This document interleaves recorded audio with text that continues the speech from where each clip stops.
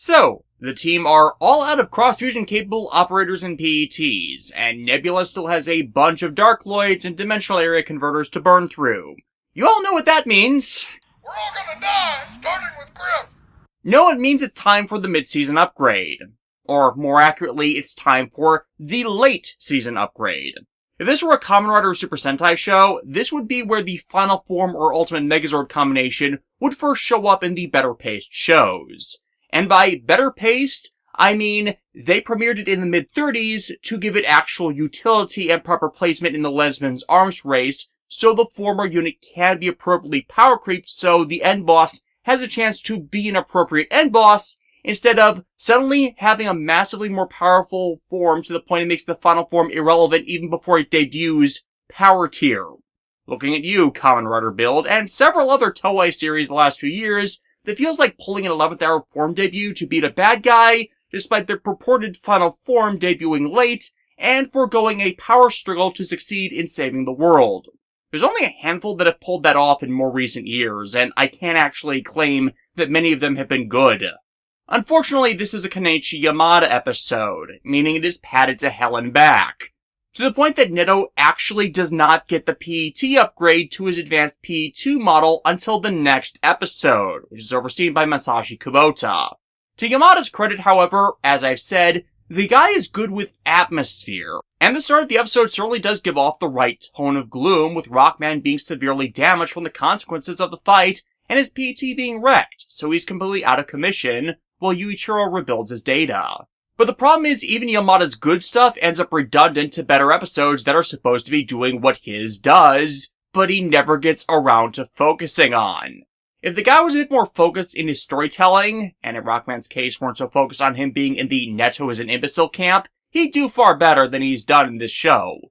But due to how his episodes tend to be dragged out and wasted with needless, unnecessary exposition, it never seems like he has the time to do better. Thankfully, this isn't an episode where Netto is treated as an idiot, but appropriately characterized as an only sane man. But Yamada still slips in some insults towards the kid regardless. Still, to help out, Raoul from Amarup shows up, and as Netto introduces him to his friends, we get a completely 100% redrawn flashback to their original encounter, instead of, say, reusing the clips that we have in stockpile. And as a result of that, this redrawn flashback features the advanced model PET being in their possession, instead of the Mark II design that was featured in the first season of the .exe anime. Yeah, long story short on this one, this is a recurring animation error throughout the .exe anime, where anytime, and I do mean literally any time, any type of flashback scene occurs in the series, if they end up redrawing the scene they flash back to instead of using its stock footage, or it takes place in a different time than the present, then whoever is animating the scene forgets about the previous PET models, despite the story itself saying that the given model PET they're using at that moment was only released recently. Here, they have the advanced model PETs instead of the Mark IIs, but it gets even more ridiculous later. How ridiculous? Rockman's stream features a time travel episode plot that sends Rockman back a few decades, and one of the people he meets in the past has a Progress model PET that was featured in Battle Network 5. And in stream, it is declared that these were only developed for specific net agents and deputized individuals, meaning the person who has it shouldn't.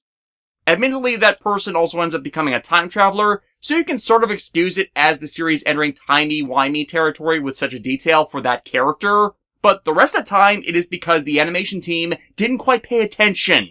My best explanation for why it happens is when they trade out art assets between the seasons to know what to tell their animation teams to draw, that they forget to keep references to the other equipment in the event of flashbacks or such timey-wimey nonsense happening. And nothing in the notes about the episodes are then there to say, hey, use a flashback to the prior show, or hey, use the model PET from the previous series as it happened at a time earlier than this series, as continuity outside of these errors still does apply. Raoul, however, is here hunting down a Darkloid known as Brightman, also known as one of the worst designed navis of the .exe timeline, with him being one of the navis mined from network transmissions content. And as he was coming over, Raoul heard about what's going on here and wants to help out. But unfortunately, Nebula can attack two places at once with the number of Darkloids under their command. And with Blue's corrupted and Rockman still recovering, they've not got a lot of resources to go around. Then again...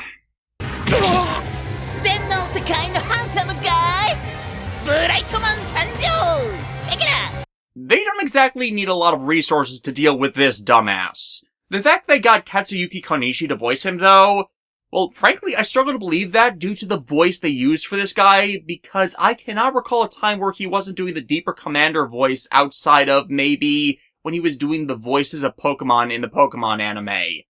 But yeah, it's just embarrassing police navies are so easily beaten by this guy. I get him not being heavily damaged by electric attacks, he's an electric navi as well, but everything else, not so much. The other navi involved in this? Cold Man, voiced in Japanese by Shinji Kawada, who I know best as Makoto the Jinzo duelist from Yu-Gi-Oh! GX Season 4, but others would know better as Magnius from Tales of Symphonia. Either way, he's not exactly high profile.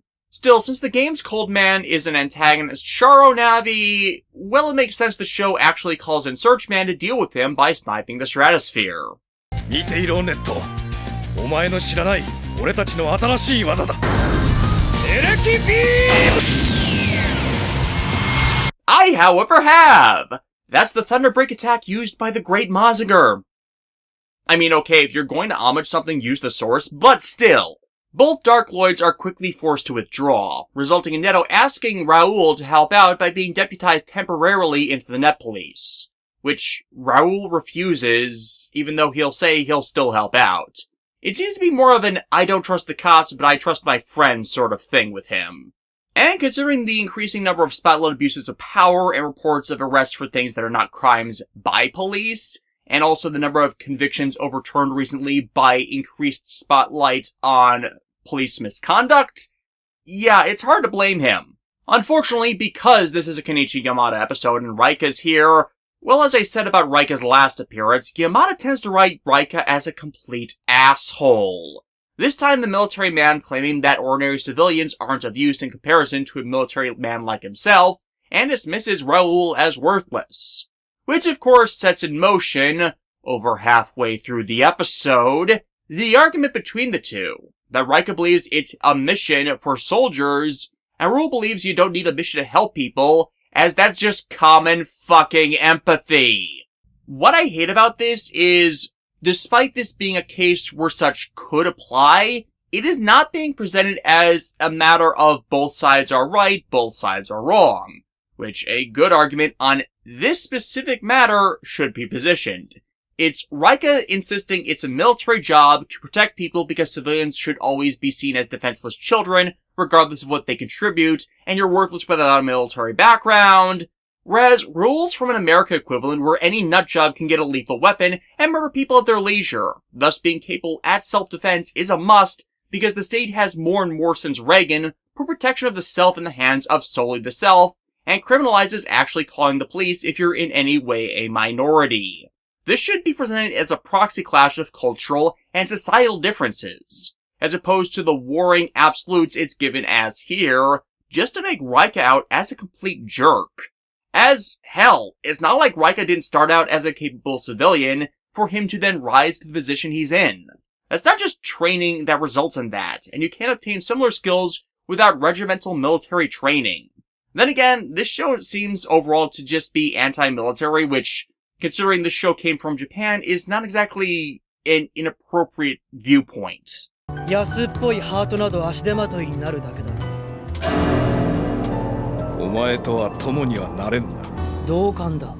Regardless, phrasing! No, Yuichiro has found a way to speed up Rockman's repair, and make the pair of them more compatible with cross-fusion by using Netto's body as a mapped basis for Rockman's structural repair. This being an allusion once more to how the two are actually brothers in the game series due to Saito Hikari's reincarnation as Rockman. But because Netto's over here busy helping in his own way to rebuild Rockman, he's not going to be able to play middleman between the two character extremes that are taking focus this time, and their mutual job of stopping the two focused Dark Lloyds from attacking energy resources. The paired opposites both being equal at their execution of the task, even as Bright and Cold Man throw all obstacles they can in their respective ways. Raoul managing to escape his own death trap without the assistance of his navvy, actually managing to impress Raika because the soldier actually required Searchman's help to escape his. Unfortunately, this still leaves them trapped in an oil refinery that Darkloids are priming to explode, ultimately making the two agree to put aside their differences, as there's no way they're dying next to each other. A bit petty, but if it works, it works. However, they're not the only navies here, as we've got more network transmission transfers. Starman and Swordman coming in as well. Hi, Tetsui Nada! Kind of funny they cast him as a literal swordman for this series, as at this point in time over on the Super Sentai side of things, the series Deck Ranger had premiered, and he was busy playing, and had even debuted as the Swordmaster Detective Doggy Kruger, aka Deca Master. If you look around, that dude is everywhere. What hinders these four Darkloids, however, is their infighting. These guys all hate each other, and are happy to screw each other over to get the kill. But their differing tactics still put Thunder and Searchman at a disadvantage, despite this handicap. Ultimately, though, they realize it might be better to swap opponents to keep the Darkloids off their game. Searchman first shooting Swordman, and subsequent shots at Thunderman being reflected by Thunderman's EM control to hit the Darkloids when they're not expecting them, permitting Brightman's deletion, and convincing the others to retreat for the day. While the two operators remain at odds, there's at least a semblance of mutual respect built at the end of the day, all while Rockman's restoration is completed, just waiting for his new hardware in order to awaken. The wrap-up. We have plot-mandated asshole, once more to Raika. We have energy crisis, to the places the Darkloids were attacking. We have end of a nuisance, to Brightman's simultaneous introduction and erasure. Good riddance, and they were smarter on that than they ever were with Bubble Man. The downside to that is Brightman gets brought back later, only to be deleted again, and again, and again. And as much as I have voiced dislike of Yamada's episodes due to his writing cliches, this is not a bad one, as the grand majority of what made his episodes a nuisance is not present.